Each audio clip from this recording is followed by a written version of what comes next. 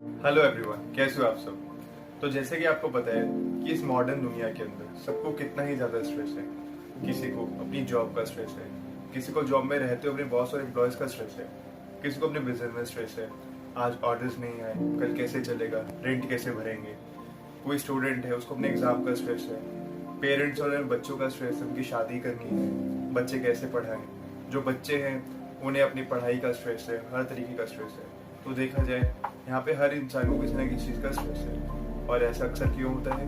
क्योंकि हम बाहर की दुनिया में ज़्यादा रहते हैं। हम कभी अपनी अंदर की बॉडी, अपने अंदर का माइंडसेट हम कभी वो नहीं बदल पाते। तो आज की इस वीडियो में हम जानेंगे कि कैसे आप अपने अंदर के माइंडसेट को ठीक कर सकते हैं। जो इतना मेन स्ट्रेस है, इतना तनाव है, वो हम कैसे ठीक कर सकते हैं। इसका मेन रीज़न क्या होता है और इस स्ट्रेस के कारण आपका जो बॉडी है, उसका जो डाइजेशन है, वो कैसे सब इस पे इफेक्ट करता है, कैसे फर्क पड़ता है। तो चलिए स्टार्ट करते हैं।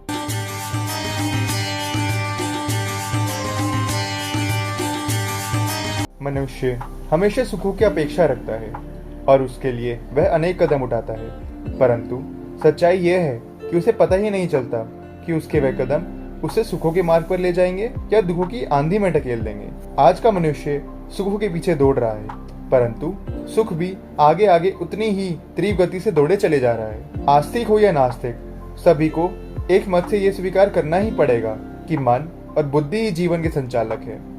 बुद्धि विवेक के द्वारा निर्णय लेती है और मन संकल्प रचना में व्यस्त रहता है। मन में सवेरे से रात्रि तक विचारों की अनेक धाराएं फूटती हैं और प्रत्येक धारा मनुष्य के मन पर अपनी छाप छोड़ते जाती है। कभी कभी तो मनुष्य को यही नहीं पता चलता कि वह सारा दिन सोचता क्या है। यदि बुद्धि मन पर नियंत्रित नहीं रखती या बुद्धि मन को व्यर्थ दिशा में नहीं दे पाती, तो मन स्वेच्छानुसार इधर उधर भागने लगता है।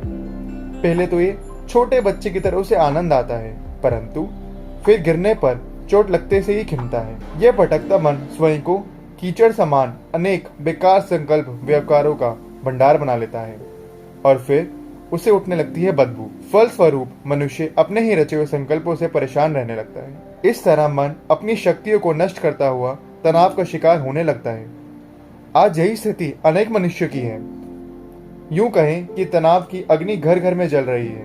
इससे जीवन की सुख शांति भी राख हो रही है। सुंदर जीवन पाकर यदि किसी का तनाव की लिप्तों में उलझता रहे, तो यह जीवन के लिए बड़ा ही अभिशाप है।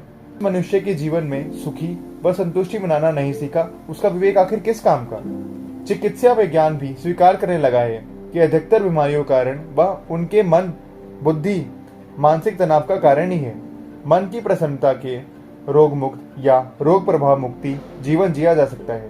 मन जब तनावग्रस्त हो तो पाचन शक्ति क्षीण होने लगती है, ग्रंथियां ठीक से काम नहीं करती। इतना ही नहीं, मन क्या तनाव भी सामाजिक, पारिवारिक या व्यक्तिगत समस्याओं का ही एक मूल कारण बन जाता है। एक मनुष्य के मन में उत्पन्न अशांति, अभाव प्रभाव पूरे समाज पर अवश्य डालती है। यदि धन धान्य व पाकर भी हम तनावग्रस्त हैं, तो हमें गंभीरता से इसके कारणों को जानकर उनका अनुमूल करना चाहिए।